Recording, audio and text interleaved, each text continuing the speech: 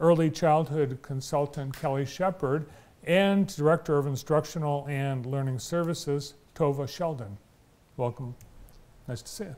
Thank you. Nice to see you too. Thanks for having us. And welcome back. Tova was here just a couple weeks ago. Yeah, on a lovely snowy day. Not quite as much snow today as then, but we're glad to be here. Yeah, I don't think we're going to have any transportation issues today. No school cancellations. Just a late winter. No, we had that little reprieve on Saturday where it was beautiful. Wasn't and it then nice? and then just a little snow today. So Yeah. very manageable. It was great. More of that to come, but all those this weekend will be back in the 20s. Mm-hmm. So Sorry. sorry. I like warm weather. So yeah. We've got a couple of things happening coming up that we want to talk about today. Let's first talk about the virtual job fair, because you and other schools are looking for people. Yeah, so the virtual job fair is coming up very quickly, as you can see up on the screen. It's coming up on the 15th, so just over a week away from 11 to 5.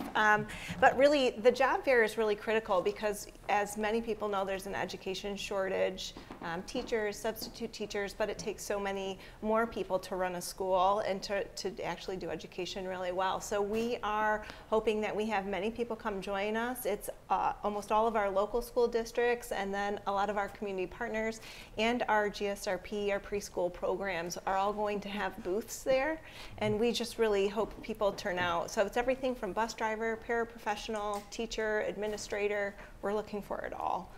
And it sounds like some schools have actually added positions because of some of the services they have to provide because of the pandemic. That's 100% true. There are just so much need out right now, and so you know, it's really interesting because it's a virtual job fair. It's kind of not what we remember in our youth of looking for jobs, but people can log in and then they can chat or text or both, and really enter into booths, virtual booths, where they get to interact with hiring committees and hear about the jobs, and also just hear about the amazing things that our schools are doing. You know, I think that's really at the common piece of that, is that everyone that shows up in a space of education, our drive is to service students and help kids and families. And so if people have a heart for that, then we want them to show up on that day. How far into the future do you think we're going to be having a shortage of teachers and education professionals, so that kids like in high school today, should they be considering teaching jobs? Are they going to be guaranteed, you know, 8-10 years down the road? You know, that's a great question. I think yes and yes. So it's pretty complex as to what makes up that shortage. You know, sometimes it's lots of retirements happening. Sometimes it's also a response to how hard teaching has been through COVID, but also just the number of people entering the profession and being inspired to do that, even from a young age. So I think planning on now our high school and younger, thinking about inspiring them to be educators, that's part of the approach to having that shortage addressed. So. Yeah, it's. I think we all know, how much more difficult it has been for a teacher in the last 2 years, and your parents, you know, firsthand what teachers had to deal with in the pandemic, and you had 5 kids around the kitchen table. Yes, I did. Yes, I did. Virtual learning last year. Yeah. How was it? I mean, how did you guys make it? It's overwhelming for families, and you know, when we look at our preschool classrooms now, I'm happy to see families coming back into preschool, kids being able to be in person, because it's really hard for a family to try to do virtual learning at home with their kids. Families are dealing with so much during this time, especially when the pandemic hit, with job instability, just housing instability, maybe just needing help in areas that they never needed help before. And so you add one more thing of trying to educate your kids, and that's a huge challenge. And you really come from a point of expertise, having, and it's really, we should tell people, if you don't mind, 5 boys, and 3 of them are identical triplets. That's correct, yes. In middle school. Yes. Could it be any harder? Right, right. No, it's easy now. The first year was the hardest. But people working from home, kids home learning virtually, all having to share equipment, the internet, the space, and for teachers having to reach kids. Yeah.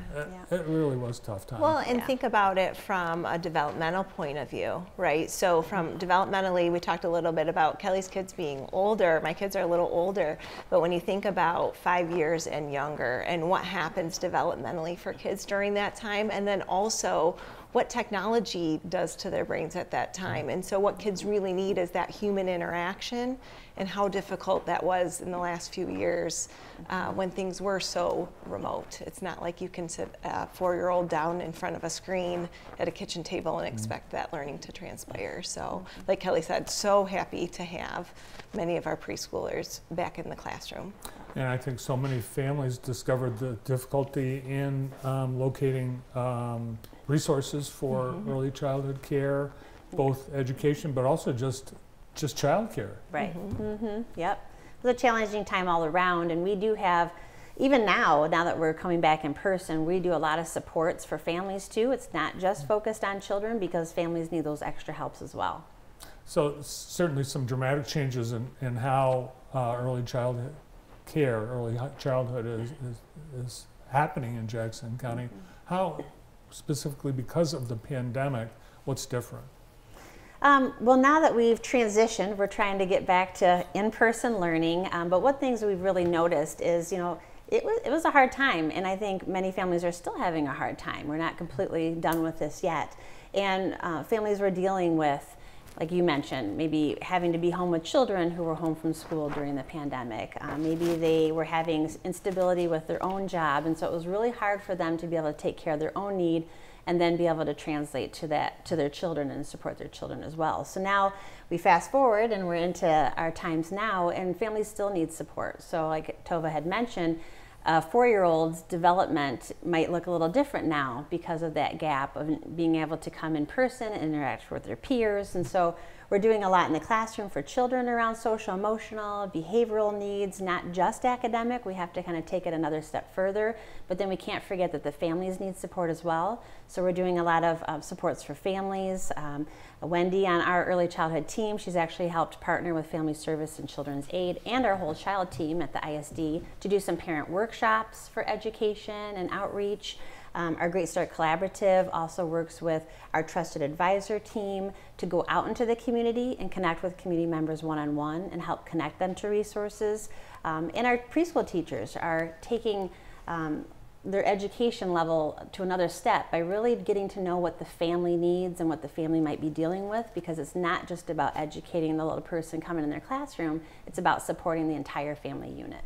So have we seen a decline in the number of little ones that are in Great Start Readiness Program classrooms? We did last year because it was mostly virtual. We kept trying to do in person, but it was challenging and a lot of sites had to shut down and go virtual.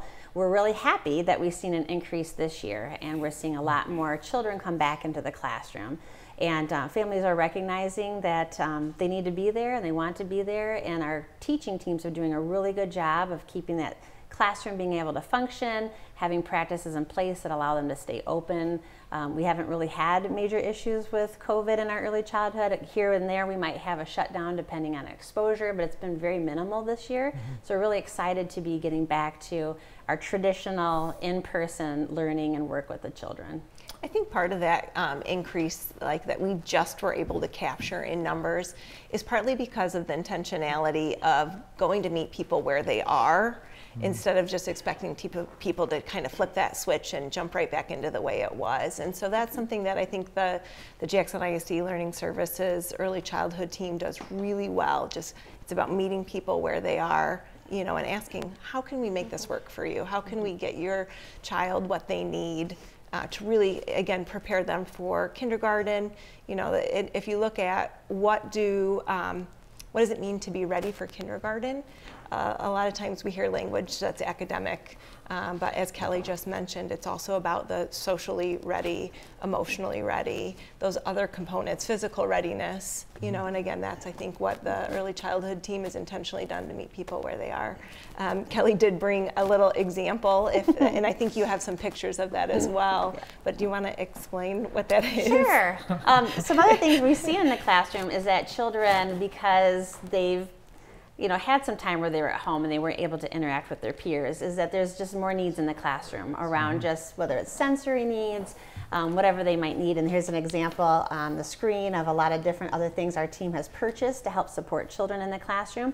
And I brought Patrick with me. He's on my lap. He's a weighted dog, and he can help with calming issues, anxiety issues. It's a deep touch pressure that a child would experience, kind of helps them just feel secure and to be calm, and it gives that just extra weight, which helps just with those sensory inputs for children. So it allows them to focus a little bit better, and of course he's soft and he's cute, and every 4-year-old loves soft and cute.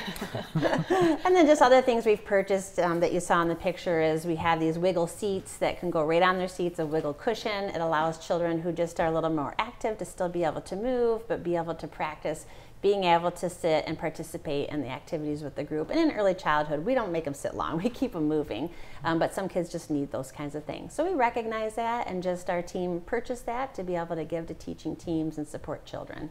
Yeah, kids, they can't not know what the toll of the pandemic has been on our society, and now we have the Ukraine invasion that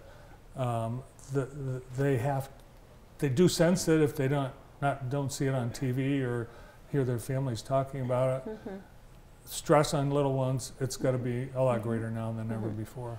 It is, and because the families too are having stress, we're seeing a lot less structure. Like the students are coming in without being necessarily used to routines and schedules, because families just can't typically handle one more thing right now. There's just so much going on. So just even trying to help children know that there's a routine in the day and being able to recognize that has been a huge challenge that we hadn't really seen in the past as much. And you have things that you can give parents for stuff to do at home? Yeah. Yeah, so one thing that we do, and we do this even today if a classroom does have to go virtual for a little bit, is we try to provide supplies for the families to have at home to ensure that they have content. On your screen here you see our kindergarten kits, which our Great Start Collaborative School Readiness Committee has been able to provide for I think about 6 years now. And these kits are designed based on the data we're seeing in Jackson County. So this kit here, this is an example of some of the pieces, not quite all, but of course literacy and letter knowledge is huge. The Color Monster book was suggested by our early childhood superintendent subcommittee. I think it was the Concord superintendent specifically who said, we're seeing a lot of social emotional needs, and that book addresses feelings and children being able to recognize feelings. So it was picked for that reason. That activity calendar, you're seeing actually the Spanish side, but it's English and Spanish. It just gives families a lot of non-cost things that they can be doing with their children just to help engage them in learning. And every school district will be getting these kits to hand out at their kindergarten roundup. So incoming kindergartners will have all these great tools to be able to continue to work with them, and families would have these materials so that they can just increase their readiness. Now those letters do not stick on a stainless steel refrigerator door. Those ones do not. They're foam. Oh. And we did that because some of them, it just depends which ones, some of them, if the magnets they could come off, choking hazard, we went with foam. But we did do some in the virtual pandemic time when we had to be virtual, where we did some magnetic letters and we sent them home with a cookie sheet. And what the cookie sheet could double as is a whiteboard too. They could write on it too, so yeah. But the cookie sheet works well instead of your refrigerator if you don't want the letters all over your fridge. We have remnants of tape all over our refrigerator. Yes. Yes, that's right. Tova, how old are your kids? So my kids are 8, soon to be 9, and 13. And so we had our fair share of those magnetic letters at home, and they still end up being just fun to play with. We leave messages for each other with those. So, yeah. All right, a couple more pictures. Take a look at. Yeah. Do you want to explain? This is our Great Start Trusted Advisor team. Greg, Priscilla, Twyla, Alice, and Davida. And what the trusted advisors do in our community, they actually are in our community going to where our community members are at. And they target typically the community members most at need. So they usually go to laundromats, they're at the shelter, they'll be at food pantry lines, they just are all over Jackson County. And what their job is just to help people one-on-one, to navigate services that they might need, to find out what help they might need with. They'll help somebody do like the food stamps application through Department of Health and Human Services. They'll sit down with them and do that with them. So they're just out there kind of as mobile case managers almost, being able to try to help families and community members. And then in our early childhood programming, if we find a family who has just a lot of needs and needs some connections, we're going to connect them also with one of our trusted advisors. And they'll walk them through all the different resources in Jackson County and how they get those services and supports just to help that family. And it's amazing how much we do have. Yes, we have lots. A lot of people probably have no idea. Right, yeah, it's really hard to navigate, especially if you're in a crisis situation where you're feeling stressed and you need this right away.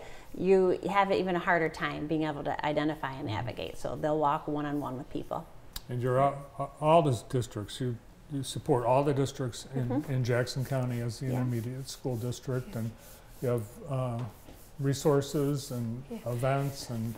So this picture that's up on the screen, I know we're kind of jumping back and forth between two spaces, but this is a picture of what the lobby looks like for the Jackson County Job Fair.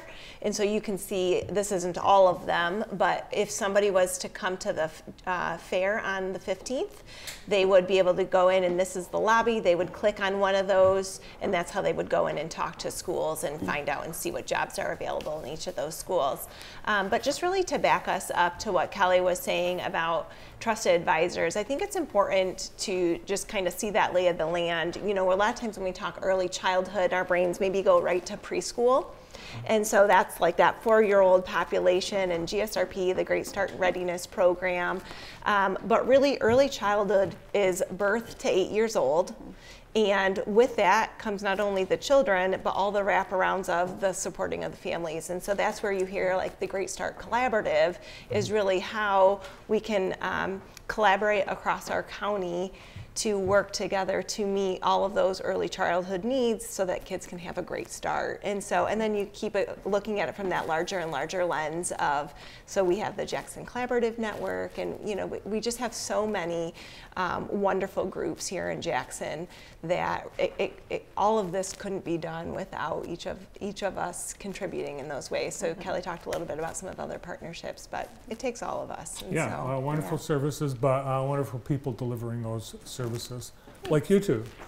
Thank you. Thanks for being here. Yeah, thanks for having us. Yes. Virtual job fair on March 15th from 11 till 5. Our guests from JCISD, Kelly Shepard and Tova Sheldon. Next up on the show, we'll look back